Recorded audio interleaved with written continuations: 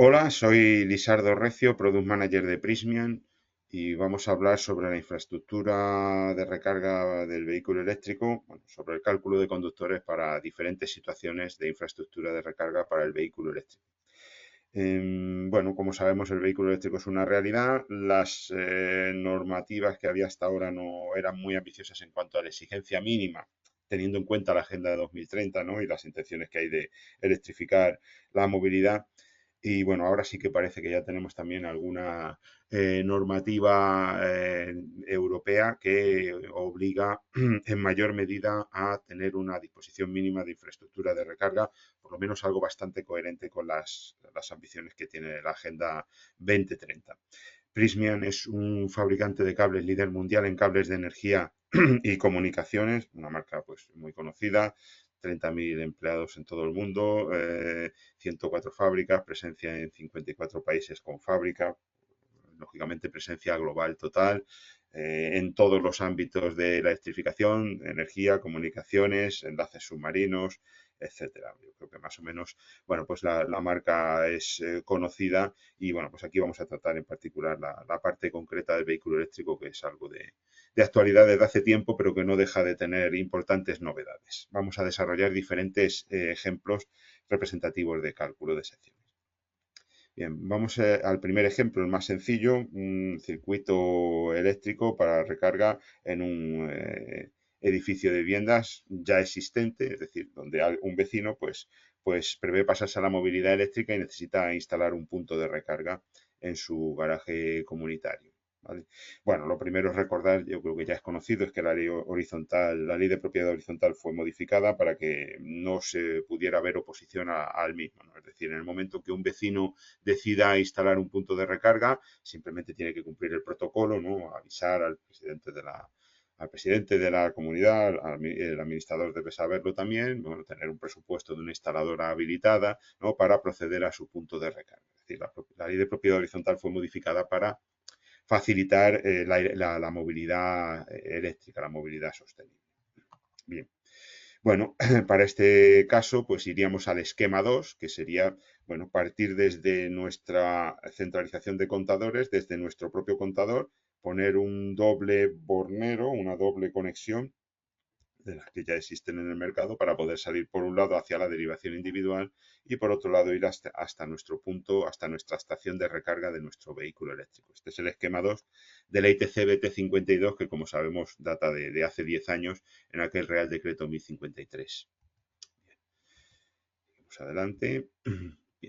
Bueno, el sistema de instalación pues va a ser bajo tubo en montaje superficial, ¿vale? Sistema de instalación admitido en edificios de viviendas, por lo cual esto se correspondería con el sistema B1 que conocemos de la norma de referencia, la UNHD 60364-5-52. Como son dos conductores activos, fase y neutro, el conductor de protección estaría añadido también, pero solo se representan en los dibujos de la norma los conductores activos.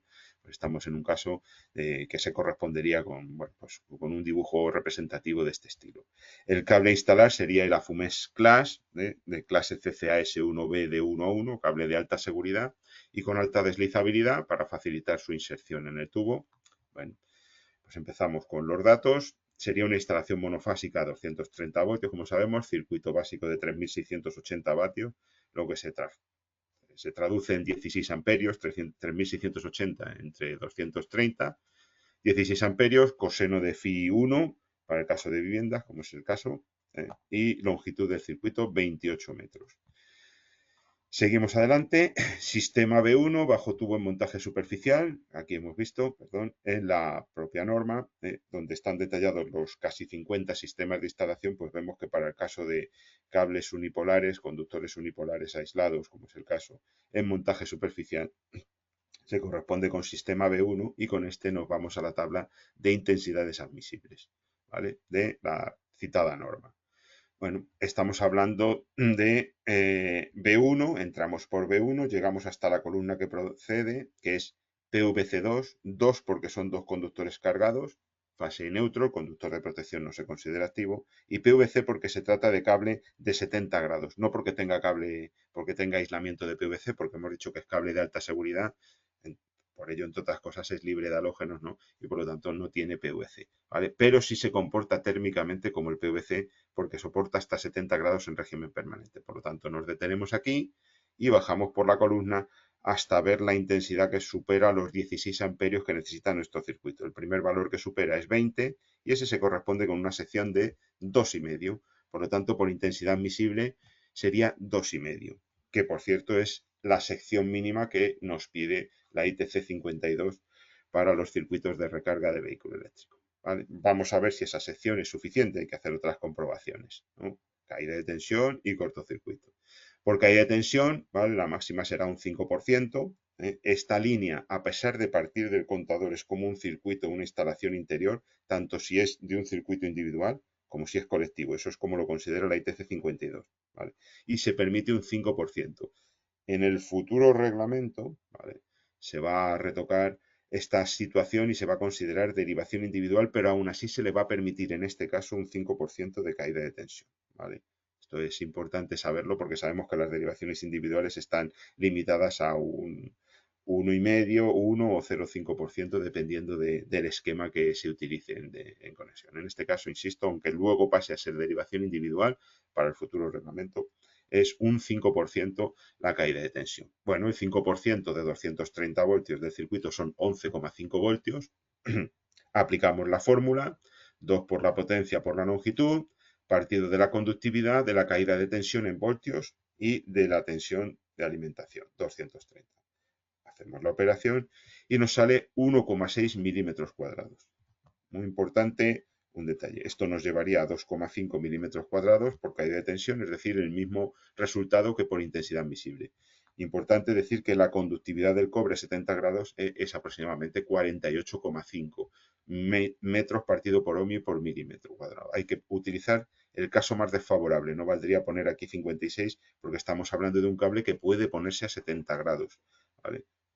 Cuando esté en plena carga, con esos 16 amperios, el cable estaría a 70 grados y por lo tanto la conductividad ya no sería 56, que es para 20 grados en corriente continua. Estamos a 70 grados en alterna, 48,5. ¿Vale?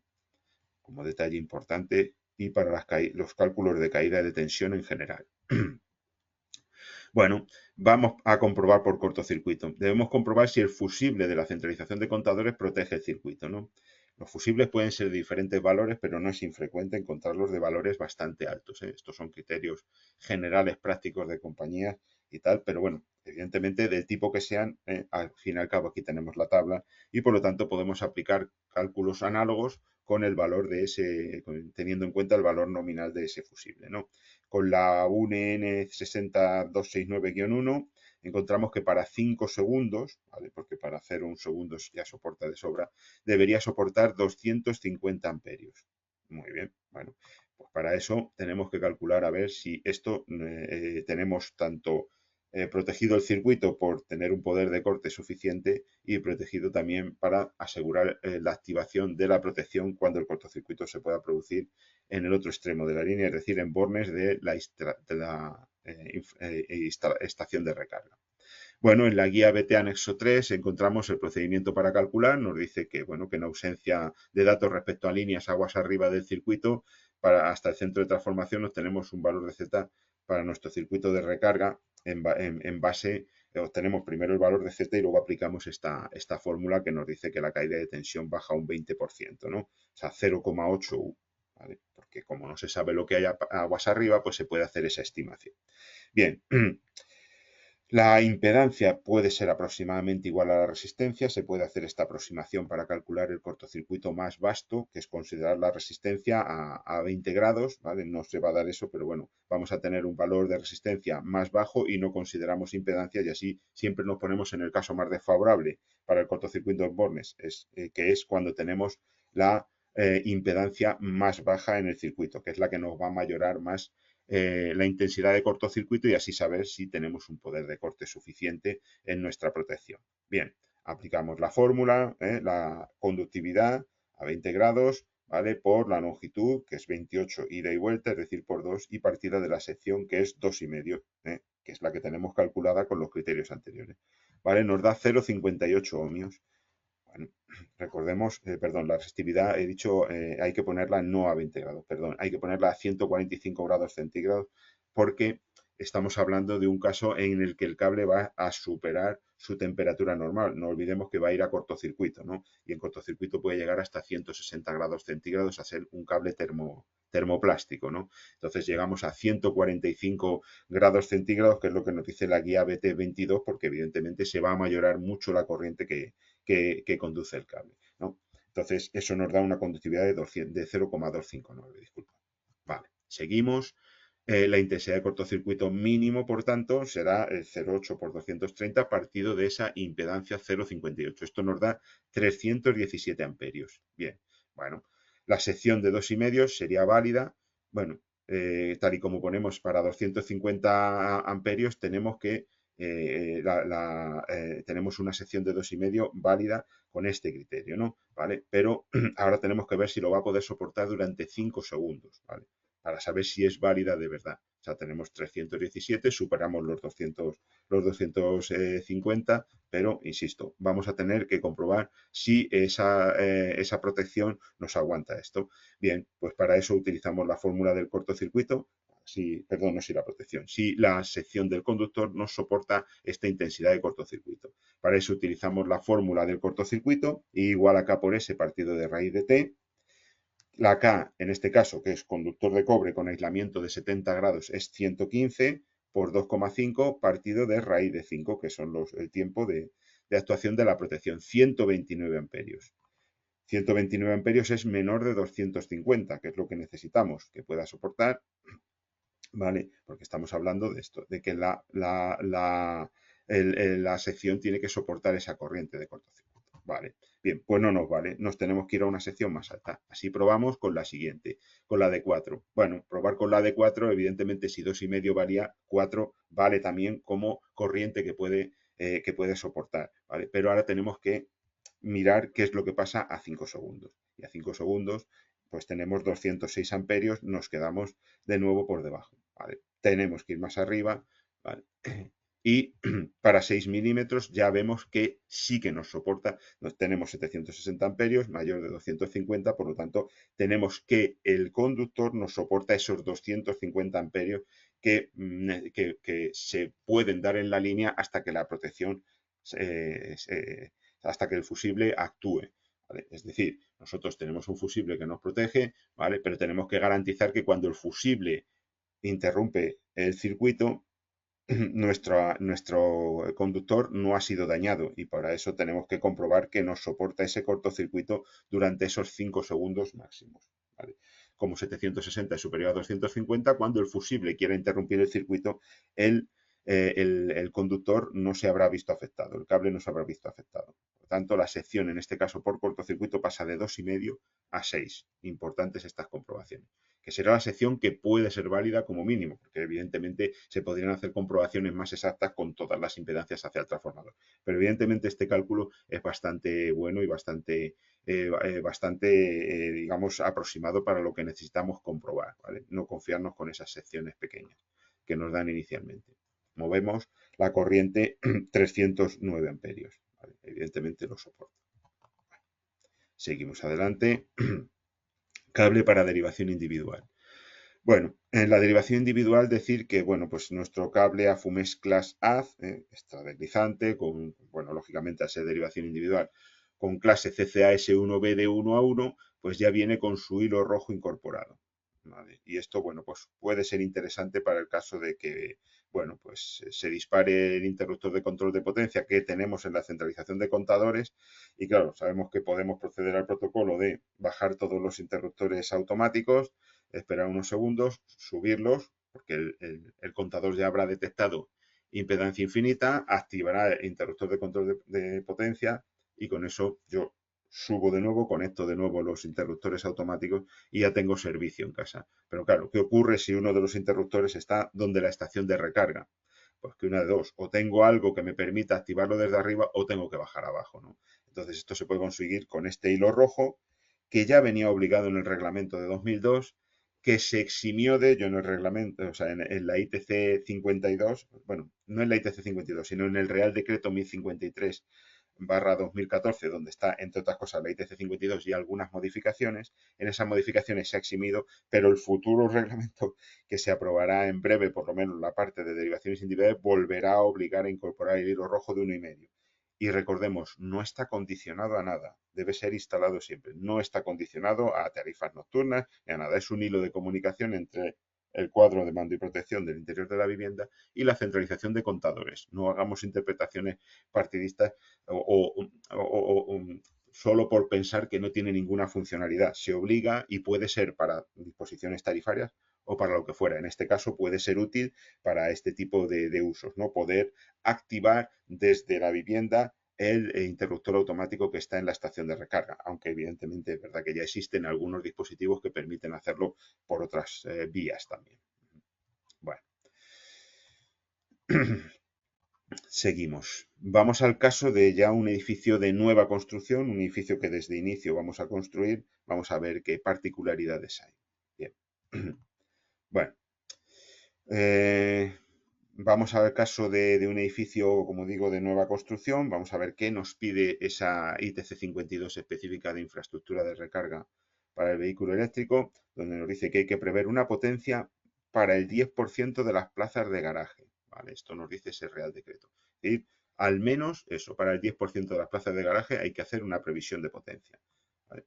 También habla de instalar el sistema de conducción de cables para el 15% de las plazas, pero esto queda estéril porque ha habido normativas posteriores, pero la ITC 52 como tal dice esto. Fijaos que el esquema a elegir en este caso es el 3A, donde nosotros vamos a tener para este caso nuestro contador y contadores específicos, contadores para viviendas y contadores para las diferentes plazas de garaje, es lo que hemos elegido en este caso, contadores independientes para vivienda y para garaje. Bueno, vamos allá. Bueno, ha habido diversas normativas, el Real Decreto 542/2020, que como veis está tachado, ahora entraremos en detalle en una tabla resumen, el Real Decreto Ley 29/2021, que podéis entrar a mirar cuáles son sus exigencias, luego, insisto, mejor lo miramos en la tabla que viene después, resumen, para no hacernos lío y saber qué es lo que se pide y qué es lo que se va a pedir. El Real Decreto 450/2022, ¿vale? Afectando al Código Técnico de la Edificación, pero casi mejor es irnos a una tabla de resumen para saber claramente dónde estamos y dónde vamos a estar. Bien, para edificios residenciales, ¿vale? La dotación mínima es, en naranja está lo que nos exigía la directiva, que como sabéis luego tiene que ser traspuesto a la normativa nacional, la directiva europea, la 2018/844, la guía BT52, que como sabéis es recomendación, ¿no? Es, digamos, de alguna manera intenta ayudar a la aplicación del reglamento, pero no es vinculante, y lo verde es lo que estaría vigente ahora mismo, ¿no?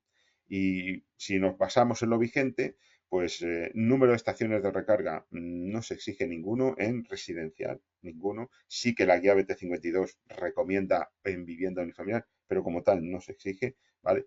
Y sistemas de conducción de cables, aquí nos dice, por el Real Decreto Ley, es decir, por la ITC BT52, para el 15% de las plazas, pero el Real Decreto 450/2022 nos pide para el 100% de las plazas, ¿vale?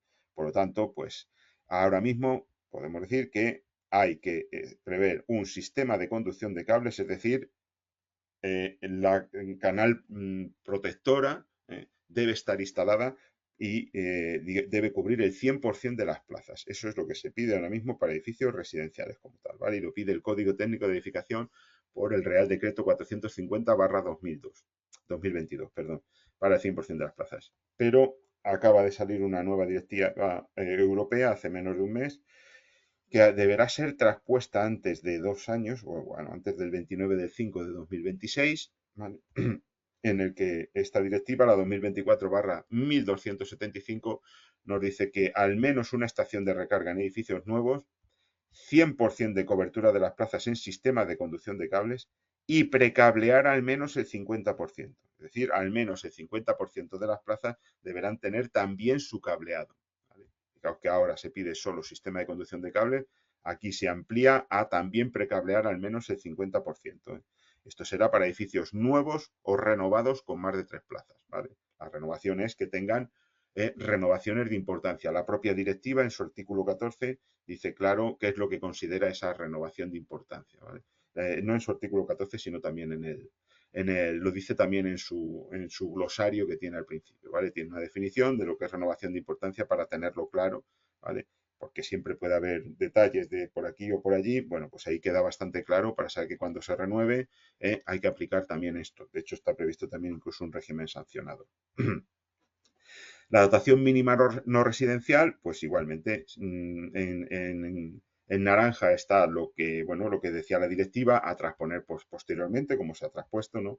Y la guía BT52 también pues habla de unos valores. ¿Cuáles son los que están vigentes? Pues por el Real Decreto 1053/2004 decía que un sistema de conducción de cables para una de cada 40 plazas, claro, lógicamente, si vas a tener que poner una estación de recarga, pues evidentemente vas a tener que tener un sistema de conducción. Entonces hay que agarrarse a lo más estricto. Y lo más estricto, pues lo podemos ver aquí, ¿no? El Real Decreto Ley nos dice, perdón, el Real Decreto Ley 29/2021 sería el más estricto, ¿no? Que nos habla de una estación de recarga por cada 20 plazas en edificios de la administración y una de cada 40 en el resto. No es muy ambicioso, las cosas como son, porque evidentemente si quieres que haya una gran flota de vehículos eléctricos circulando, si quieres impulsar la movilidad eléctrica, hablar de una cada 20 y una cada 40 no es mucho, ¿no? Sistemas de conducción de cables, pues lógicamente para estas mismas, ¿no? Y ojo, también para estacionamientos existentes no adscritos a edificios antes del 1 del 2023. Igualmente se pide esto, ¿vale? Es decir, incluso estacionamientos existentes. No estamos hablando de nuevos edificios no residenciales, ¿vale? Bien.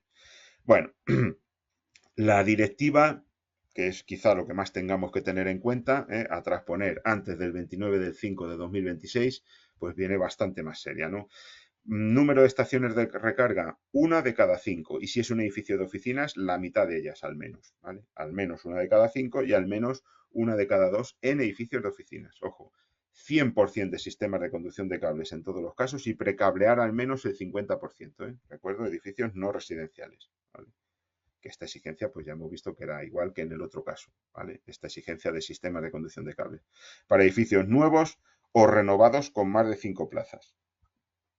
Y ahora, para edificios existentes no renovados con más de 20 plazas, al menos una de cada 10 plazas con una estación de recarga y más del 50% del sistema de conducción de cables. Esto es lo que nos dice esta directiva. Entonces, como veis, evidentemente la perspectiva es bastante más ambiciosa. Bueno, seguimos adelante. Volvemos a nuestro edificio, un edificio sencillo con 20 viviendas, 2 locales comerciales de 50 metros cuadrados y 45 plazas de garaje, distribuidas más o menos de esta manera. Bien, previsión de cargas. Primero para tener en cuenta pues esa potencia que nos dicen, ¿no? Son 45 plazas de garaje, el 10% serían 4,5, es decir, 5 plazas de garaje. Recordemos que se nos obliga a prever potencia para el 10% de las plazas.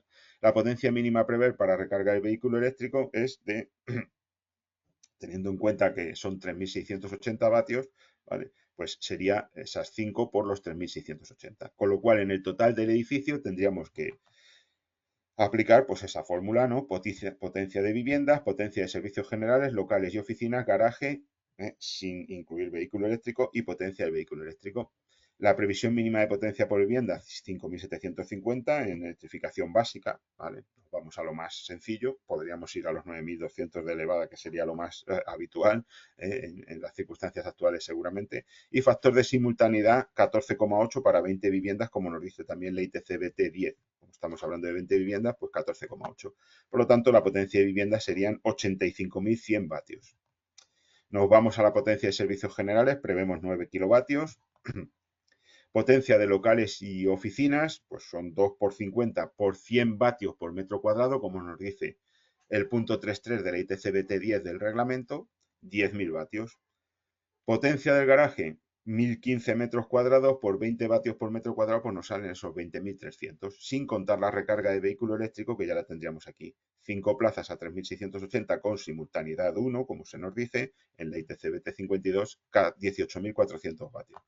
Lo que nos da una suma de 142.800, es decir, una centralización con un interruptor de corte en carga de 150 kilovatios. ¿Vale? Ya tendríamos el primer caso. vamos a poner que queremos cubrir el 50% de las plazas, es decir, no queremos irnos a los mínimos que nos pide de momento la normativa y nos vamos a ese 50% de las plazas con recarga de vehículo eléctrico. Bien, pues en este caso elegimos el esquema 3B, donde tenemos una extensión de la línea general de alimentación con una centralización de contadores independiente para vehículo eléctrico, por ejemplo. Bien, bueno, nueva centralización de contadores de 90 kilovatios, que ahora vemos que efectivamente nos va a valer 23 plazas por 3.680 vatios, 90 kilovatios. Bien, pues ponemos esa centralización de 90 kilovatios con su correspondiente interruptor de corte en carga. Y si quisiéramos cubrir el 100% de las plazas, pues 45 por 0,3 por 3.680. Todas las plazas por el 0,3 que nos dice la ITC 52, porque estaremos poniendo un sistema de protección de la línea general de alimentación. ¿Vale? Y con ese sistema de protección nos dice que podemos poner, con esa gestión inteligente de la recarga, multiplicar por 0,3 la potencia, con lo cual una centralización de 90 kilovatios sería más que suficiente. ¿Vale? Bien. Seguimos adelante. Bien, ahora vamos a hacer los cálculos. Bueno, utilizamos en este caso una canal protectora, ¿vale? Que va a recorrer el garaje, el parking, ¿vale? Una canal protectora suspendida del techo. El método de instalación sería B2. Aquí hay una cosa muy importante, muy importante. Y es que yo, en principio, voy a poner una plaza y he utilizado un sistema de conducción de cables que ya tengo, ¿vale? Que sería lo más inteligente, elegirlo desde el principio para que cada uno no vaya por su lado, esto es de sentido común. Bueno, yo pongo aquí un circuito, pero ¿qué ocurre? Que aquí hay uno, pero en el futuro puede ir lleno, pueden ir hasta 23. Recordemos que teníamos dos posibilidades, ¿no? Y podíamos poner una canalización, un sistema de conducción de cables por un lado y otro por otro para alimentar, digamos, a las dos zonas principales a las dos zonas de ese circuito que teníamos. Entonces aquí yo tengo un circuito, pero ojo, tengo que considerar como si estuviera repleto. ¿Por qué? Porque yo hoy pongo un circuito, pero esto es susceptible de estar lleno de circuitos en un futuro. Yo no puedo calcular como si hay un circuito solo. Tengo que calcular como si tengo una agrupación. Una agrupación en el caso más desfavorable, que son los 23 circuitos, que además son susceptibles de funcionar a la vez a máxima potencia, sobre todo si hay potencia suficiente en la línea. Es decir, con mayor motivo es importante el elegir un correcto coeficiente de corrección por agrupamiento. Muy importante siempre. Vale, bien. Monofásica, 230 voltios, circuito de 3.680 vatios, 16 amperios y longitud 60 metros hasta el punto de recarga más alejado de la centralización de contadores. Vale, en este caso, sabemos que es el sistema B2 que nos dice la norma de referencia que decíamos, canal protectora suspendida del techo con cables multiconductores. Bien, nos vamos a la tabla de intensidades admisibles, entramos por B2 que nos decía la tabla anterior y llegamos hasta XLP2. 2 porque es monofásica, dos conductores cargados, pero en este caso es cable de 90 grados, no de 70 como antes. Es un cable con aislamiento de XLP que soporta 90 grados en régimen permanente. En nuestro catálogo, en torno a la página 50, está la lista de cables termoplásticos y termoestables, ahí lo podéis consultar si tiene uno dudas de lo que hay, aparte de muchas otras cosas, ¿no? Bien, bajamos por aquí, por esa misma columna 8B, que es a la que hemos tenido que llegar al ser XLP2 y B2, y vemos que esas son las intensidades admisibles, es decir, la primera a aplicar, bueno, pues la que nos da los 2,5 que nos dice la ITC BT, he puesto aquí 25, es 52, habrá que cambiarlo, ¿vale? Sobre el vehículo eléctrico, pues exige un mínimo de 2,5, ¿vale? Aparte que es lógico porque es también un edificio de viviendas, ¿no? Sabemos que salvo iluminación es 2,5, ¿no? Pero como nos lo dice además el Real Decreto, con mayor motivo no podrías coger la sección de 1,5 que sí que soporta los 16 amperios porque estamos con un mínimos de 2,5 como también correspondería por edificio de viviendas, pero ya digo, ya nos lo dice la propia ITC. Sección mínima 2,5, nos vamos a ese 2,5 que ahora tendremos que mayorar, porque claro, se prevé una canalización eventualmente llena, 23 circuitos, nos vamos a la tabla de los coeficientes de corrección por agrupamiento y vamos, podemos estimar que 23, aunque no lo pone expresamente, nos podríamos ir al 0,40, ¿no? Ya que a partir de 16 parece que va a 0,40, pues eso sería bastante diligente aplicar ese 0,40, con lo cual la intensidad admisible, pues evidentemente ya con esa sección de 2,5 tampoco nos valdría, ¿no? ¿vale? Porque 0,4 por 24, que es esa intensidad máxima que nos da esa tabla, nos da 9,6. Nos quedamos por debajo de 16 amperios, por lo tanto, por intensidad admisible no vale 2,5, no vale 4 y sí valdría ya 16, ya que nos supera esos 16, aunque va un poco ahorcado. Esto lo podemos comprobar después, incluso sería conveniente irse a 10, porque 16,4, 16 es muy parecido, ¿vale? Pero bueno, estrictamente la solución por el criterio de intensidad admisible es 6 milímetros. Recomendable 10, por supuesto. Y sería lo lógico porque 16,4 y 16 está muy justo para una protección de 16 milímetros. Bueno, máxima caída de tensión admitida, 5%, como decíamos antes, el 5% de 230 voltios es 11,5. Aplicamos la fórmula, en este caso son 60 metros, ¿vale? Lo que tenemos, 2 por 300, 3.680 por 60, 3,67, que esto nos daría irnos a 4 milímetros. Y utilizamos, fijaos, la conductividad del cobre a 45,5. En este caso es a 90 grados. Antes era 48,5 porque eran 70, ahora es a 90 grados porque es cable que puede estar hasta 90 grados. Por lo tanto, la conductividad 45,5 metros partido por ohmio y por milímetro cuadrado. Bueno, el cable a emplear será el Afumex Class 1000 voltios, un cable de fácil pelado, ¿vale? Un cable, pues, bueno, lo que es la tecnología Prysmian al servicio del instalador, fácil pelado que luego siempre va a redundar en una mayor seguridad en la instalación. Todo lo que se le haga fácil al instalador es ecológico, no desprende talco ni otro tipo de sustancias que al final, al cabo de andarlo pelando todo el día, pues lógicamente también afectan tanto al entorno, pero sobre todo al instalador, ¿no? Bueno, clase CCA S1B de 1 a 1 y ya está. Esa sería la solución para nuestro circuito, ¿vale? Entonces teníamos esa sección de 6, recomendable 10. Y ahora vamos al último caso, que sería una electrolinera, ¿no? Vamos a hacer el cálculo de una instalación de una electrolinera. Estos serían los datos, una electrolinera de 50 kilovatios, vamos a suponer un coseno de phi 0,9, longitud 45 metros, la longitud desde el interruptor general de salida del transformador hasta el punto de recarga, y tendido bajo tubo y enterrado. Vamos a ver, utilizamos en este caso ya cables unipolares porque nos saldrán secciones grandes y siempre son más manejables. A partir de 35, 50, siempre parece que son mejor las secciones unipolares, ¿vale? La intensidad van a ser la potencia, bueno, dividido por raíz de 3 por la tensión y por ese coseno de phi nos da 80 amperios. Vamos a poner un interruptor automático de 100 amperios con un poder de corte de 70 kiloamperios, ¿vale? Para proteger ese circuito. Bien, bueno, en este caso el sistema de instalación al ser enterrado bajo tubo sería D1, que vale tanto para si son cables unipolares o multipolares, aunque vamos a utilizar unipolares. Sí, sistema D1. Nos vamos a la tabla para instalaciones enterradas. Tenemos aquí un resumen de esa tabla que nos llega hasta la sección que queremos.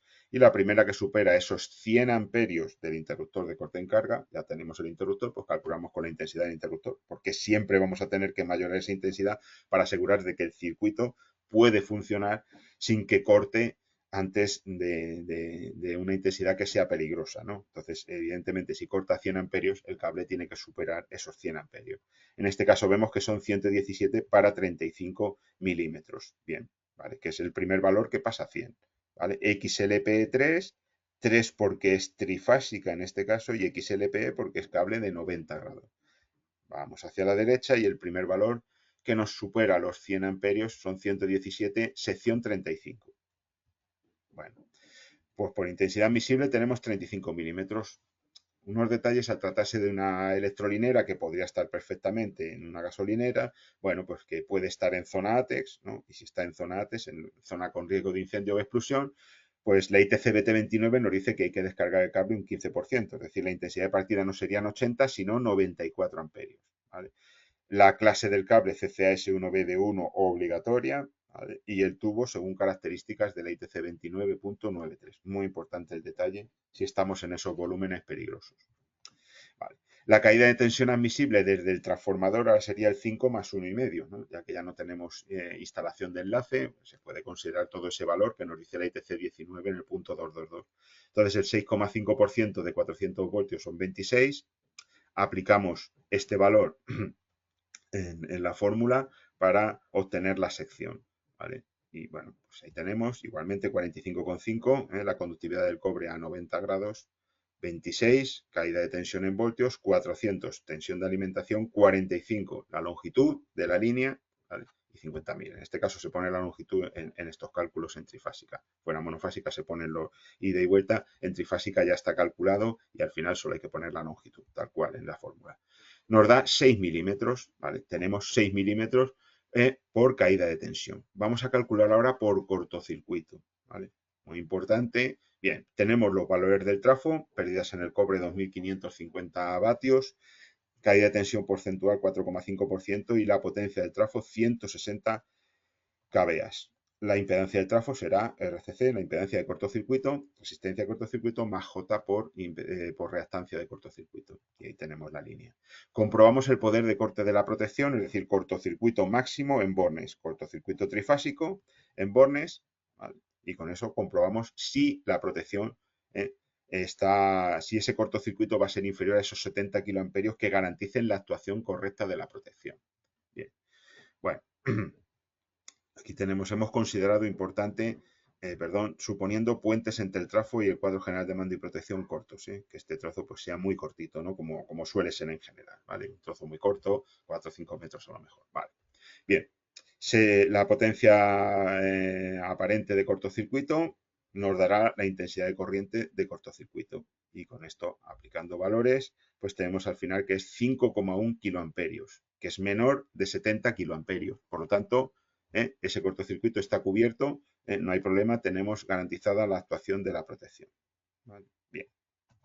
Bueno, ahora vamos a comprobar si la protección va a actuar en el caso más desfavorable, es decir, vamos a tener una corriente lo suficientemente alta, aunque sea la mínima posible, que nos garantice superar el umbral de activación de esa protección. ¿Vale? Bueno, bien. Para eso nos vamos al cortocircuito más desfavorable en este caso, que sería el más bajo posible. El fase tierra, porque la fase tiene una sección y la tierra será la misma sección que la fase o sección mitad, ¿vale? Y en el lado más extremo, es decir, el que nos va a dar más impedancia por tener más línea de cable, que sería en borne de la estación de recarga. Bien, tomamos valores de resistencia máxima, como nos dice la guía BT22, ¿vale? A 145 grados centígrados, ¿vale? Para garantizar que en el caso más desfavorable, que es decir, cuando hay una impedancia máxima, es decir, máxima resistencia y valor de reactancia, que se no va a depender de la temperatura, ¿vale? Incluyendo resistencia y reactancia, tendremos la impedancia más alta y además la máxima longitud de línea, tenemos en este caso, la impedancia más alta, que es la que nos dará el cortocircuito más bajo, y con eso podremos comprobar si, aun siendo el más bajo, voy a tener garantías de que la protección va a actuar. Tomamos los valores de resistencia máxima a 145 grados, como decíamos, de la guía BT22, la impedancia de la línea, tenemos que es Z, ¿vale? Complejo. Bueno, pues para sacar la resistencia a 145 grados, utilizamos la fórmula resistencia a 145 grados es la resistencia a 20 grados por 1 más alfa por la diferencia entre esos 145 y los 20 de referencia, que es la resistencia de referencia de fase. Ponemos los valores, ¿vale? Y nos da 0,826 ohmios por kilómetro. Fijaos, por pasar de 20 a 145 grados centígrados pasamos de 0,554 a 0,826. Un incremento notable de resistencia. Por tanto, la resistencia de fase será 0,037 ohmios. Multiplicamos los 0,826 por los kilómetros y tenemos esa resistencia de fase. Fijaos, fase 45 metros y luego tierra otros 45 de vuelta. En este caso, insisto, la fase 0,037. Vale, la reactancia sería 0,08 ohmios por kilómetro, que es un valor que nos da la propia norma de referencia de intensidades admisibles, ¿vale? Independientemente de la sección. Bien, bueno, pues la reactancia igual. Multiplicamos eso por la longitud en kilómetros de la línea y nos da 0,036 ohmios. Con lo cual la impedancia de fase será 0,037 en parte real y 0,036 en parte compleja. Entonces, la resistencia del conductor de protección, perdona que está aquí invertido el orden de la secuencia de aparición de los datos, ¿vale?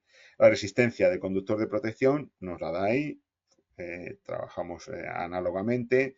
En este caso estamos hablando de una sección mitad, por lo tanto es 1,21 para ese conductor de protección y tenemos 1,804 ohmios por kilómetro, ¿no? Y aquí tenemos 1,804 más 0,045 por 0,045 kilómetros nos da los 0,812 ohmios de la resistencia del conductor de protección. Y luego tenemos el valor de la reactancia, ¿vale? 0,812. Bien, seguimos adelante. Este sería el valor total de la impedancia del bucle, ¿vale? Impedancia de fase más impedancia del conductor de protección. Y ahora vamos a tomar la impedancia del transformador para sacar, insisto, todas las impedancias de todo el circuito, ¿no? Tenemos una impedancia de cortocircuito aplicando la fórmula, ¿no? Caída de tensión porcentual 4,5 por la tensión al cuadrado partido por 100 veces la potencia nominal, que la hemos calculado, o sea que la tenemos, los 160 kVA, y nos da 0,045 ohmios. Bueno, la resistencia de cortocircuito, vale, pues la sacamos con las pérdidas en el cobre, con esta fórmula, nos da 0,016. Entonces ya tenemos todos los valores, ¿no? La impedancia de cortocircuito, pues aplicando Pitágoras, la impedancia de cortocircuito de ese transformador, 0,042. Entonces esa impedancia, la reactancia de cortocircuito 0,042 y la impedancia 0,016 más 0,042J, ¿vale? Bien. Entonces ahora ya estamos en disposición de obtener la intensidad de cortocircuito. Aplicamos 0,95 por la tensión, factor que nos da para este caso la IEC 60909-0, ese factor hay que multiplicar por la tensión, y luego sumamos las impedancias de todo el circuito, la de cortocircuito del transformador y la de fase y conductor de protección. Y eso nos da 1529 amperios. ¿Vale? Aseguramos la actuación de la protección con el cortocircuito mínimo. 10 veces intensidad nominal, para este caso de este tipo de protecciones, tenemos que garantizar eso, que superamos al menos 10 veces la intensidad nominal para garantizar que la protección va a actuar, que va a desconectar el circuito cuando superemos ese valor de 1000 amperios en este caso. Tendremos esa desconexión rápida del circuito, ¿vale? Como vemos que nos han dado 1529, pues evidentemente prueba superada y por lo tanto es correcto esa sección de conductor que hemos dicho, ¿no? La sección solución sería 35 milímetros cuadrados. Tanto la sección del conductor de protección que hemos utilizado antes, por eso nos daba 1,21 ohmios por kilómetro, a 20 grados es de 16 milímetros. ¿Vale? Con esto hemos comprobado que esa sección de 35 es suficiente para garantizar el servicio adecuado a el suministro adecuado a esa electrolinera, esa estación de recarga de 50 kilovatios. Y por último, como añadido, vamos a hacer una justificación económica del incremento de sección de 35 a 50, ¿no? El coste unitario del cable puede andar en este entorno aproximadamente. Esto va a variar lógicamente en función de cómo esté la cotización, sobre todo de la materia metálica, el cobre, ¿no? Pero vamos a poner que fueran estos valores, ¿vale? 35, como yo quiero mayorar a 50, pues evidentemente me voy a gastar más en una sección más grande, pero puede ser que eso venga compensado con lo que me ahorro en la factura, porque voy a reducir las pérdidas por efecto Joule en la línea. Entonces yo quiero saber si reduciendo esas pérdidas me interesa poner una sección más grande porque la amortice en un tiempo determinado. Bueno, diferencia de coste de cable. Bueno, como estamos en 4 por 45, son pues 3 fases más neutro aproximadamente, ¿no? Los 4 por 45, y tenemos 6,6 por 4 por 45, 1188, 4 por 45 por 4,83, 869,4. Es decir, aproximadamente la diferencia sería gastarse 318,6 euros más en la línea. Bien. La diferencia de energía por efecto Joule, pues la sacamos con esta fórmula. Son 3 conductores activos. La diferencia entre la resistencia lo multiplicamos por la intensidad al cuadrado, por la longitud y por el tiempo. La intensidad la sabemos más o menos, pero bueno, queremos saber cuánto tiempo va a estar la electrolinera funcionando a máxima potencia por término medio. ¿Vale? Eso es importante porque, claro, no va a estar al 100% continuamente. Si supusiéramos, por ejemplo, 5 horas diarias durante 5 horas diarias al año, ¿no? Pues sabemos que cada año estaríamos 1825 horas, ¿vale? Y por tanto, pues tendríamos la energía perdida de 315,26 kilovatios hora. Si hablamos vamos a poner esa tarifa, ¿no? Que hoy será una y mañana será otra, podría ser más barata, más alta. Al fin y al cabo, los cálculos, cada uno puede variar los números según su sensibilidad, y al final nos daría que Bueno, pues que nos ahorraríamos 37,84 euros año. Claro, esto dividido los 318,6 euros que yo me voy a gastar más en esa sección de 50 por los 37,84 euros año, nos sale que en 8,42 años habríamos amortizado ese incremento de sección de 35 a 50. Hombre, puede ser interesante. Además, sabemos que el cobre no va a perder valor. O sea, al contrario, puede ser hasta una buena inversión. Si un día hay que retirar la línea y tal, pues evidentemente, por mucho que haya sido utilizada, el cobre no va a perder su valor, ¿no? A diferencia de otros componentes eléctricos que sí que se deprecian el cobre, al contrario, es incluso hasta una buena inversión. Y también decir que evidentemente el incremento de sección es un buen negocio ecológico, ¿no? Porque siempre alguien puede pensar, cuidado, estamos empleando más para hacer lo mismo. Sí, pero no hay que olvidar, estamos ahorrando emisiones de CO2 también, ¿vale? Porque estamos ahorrando energía que ya no se va a perder en la línea. Recordemos lo que teníamos. 315,26 kilovatios hora que ya no va a haber que generar y por lo tanto no va a haber que no va a producir CO2. Vale, bien. Entonces, suele haber una compensación. Si la amortización económica es 8,42, la amortización ecológica sería prácticamente inmediata. Suele ser mucho más rápida. Si uno hace los cálculos con valores que existen, que están, por ejemplo, en nuestro catálogo, lo puede ver. Y esto sería todo en cuanto a los cálculos de líneas para alimentación de, de infraestructura de recarga del vehículo eléctrico. Decíos que, bueno, pues aquí están los datos de mi contacto por si alguien necesita información. Tenemos la cable APP. El correo ha variado, ¿eh? Ahora ya no necesita la palabra group, aunque si se pone group también llega el correo, ¿vale? Bien. Cable app es una app de cálculo gratuita que podéis descargar en Apple Store o Google Play o en la web cableapp.com y está estrictamente diseñada con los criterios del reglamento de baja tensión y de líneas de alta tensión.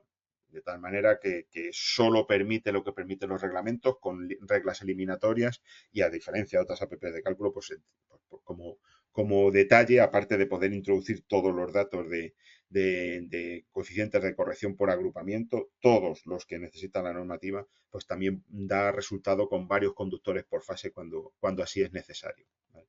Y bueno, el Prismian Club también os invito a que entréis en él y comprobéis la cantidad de información que hay de todo tipo, ¿no? Pero muchas ayudas técnicas, artículos técnicos, bueno, novedades en cuanto a temas también de sostenibilidad, pero ahí de verdad tenéis una buena colección de artículos que yo creo que pueden ser de buena ayuda. Y sin más, muchas gracias por vuestra atención y decir que quedamos a vuestra disposición, que prescribáis cables Prismian en vuestras instalaciones, que son una garantía para, bueno, para las instalaciones bien hechas, porque son cables de alta calidad, como así nos lo dice el mercado. Muchas gracias.